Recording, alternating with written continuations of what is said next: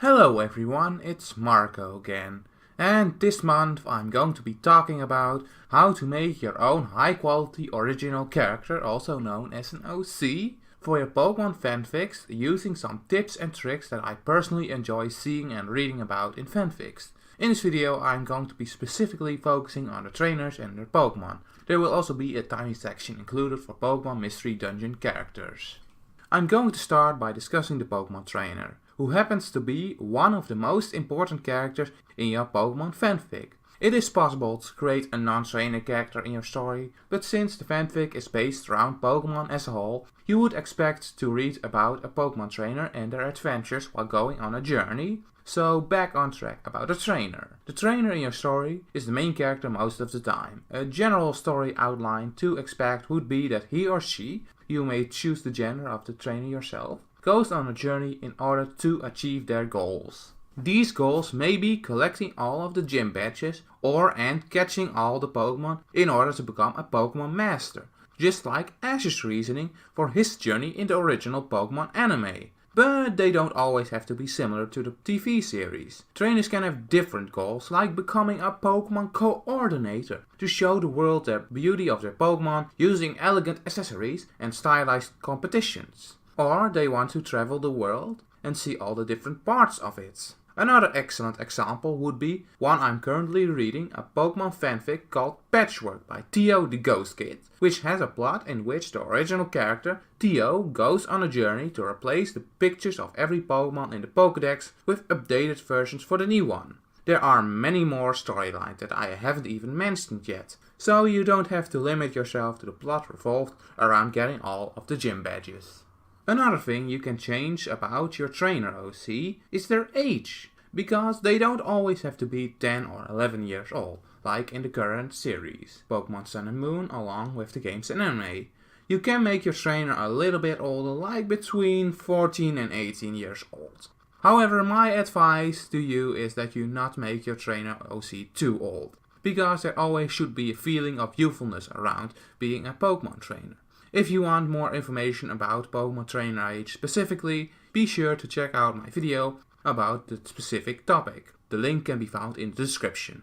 Here are some quick summed up tips that I believe are important for creating an original character Pokemon trainer from the perspective of the reader. If you create your own Pokemon trainer OC, don't make it a Mary Sue, which is a character that is idealized and perfect, beloved by everyone in the story, but is boring in real life. If you want to really go all the way with your OC, draw it yourself. I recommend it if you can draw or would like to learn more. You should try looking online for how to draw videos about designing an original character and start coming up with ideas from there.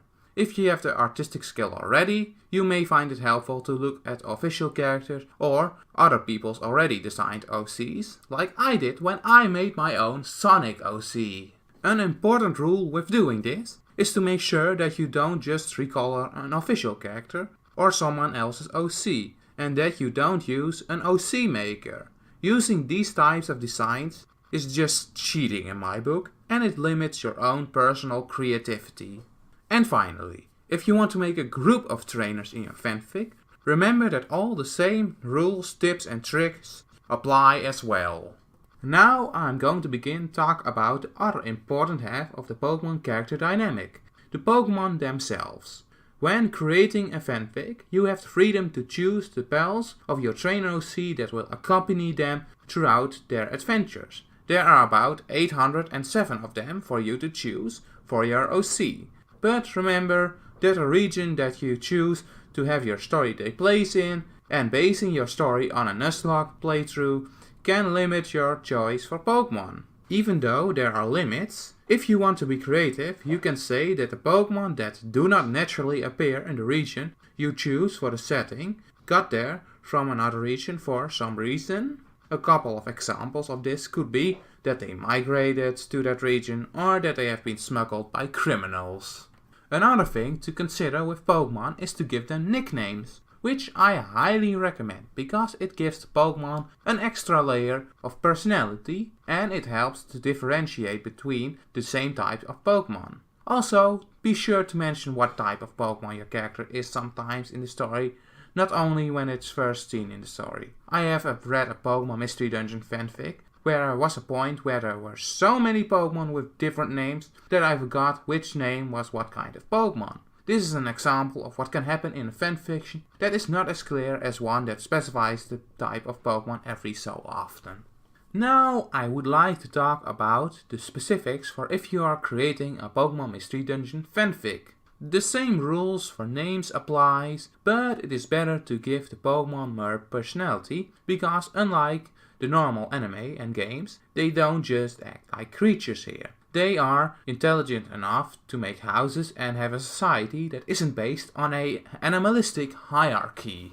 Similar to what I talked about with the trainers not being forced to have the same goals based off the games or the anime, Pokemon Mystery Dungeon fanfics also don't have to have the same kinds of goals as the Pokemon Mystery Dungeon games, where the main character is a human who got teleported to the Pokemon world, forgot who he is, gets a new friend who shall help him get his memories back, and joins with him an exploration/rescue guild. An example of this can be seen in an already existing Pokemon Mystery Dungeon fanfic, Pokemon Mystery Dungeon A Heart as Cold as Ice, where the main character doesn't lose all her memories when she goes to the Pokemon world, but instead joins a guild and is tasked with working with the antagonistic Pokemon of the realm, Giratina, to defeat the opposing side's champion.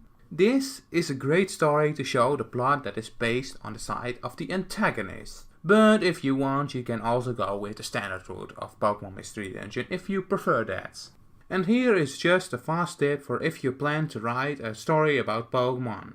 Leave some of the parts of the games out of the fanfic, like gaining experience to level up a Pokemon. Replace that by saying that the Pokemon is stronger or more intelligent. And for Pokemon Mystery Dungeon, it is better to leave out the floors of the Mystery Dungeon with stairs. Normal mountains and caves don't have those, except when placed by humans, and in Pokemon Mystery Dungeon worlds, humans are myths. In conclusion, these were my tips of what makes a good Pokemon OC for in your Pokemon fanfic.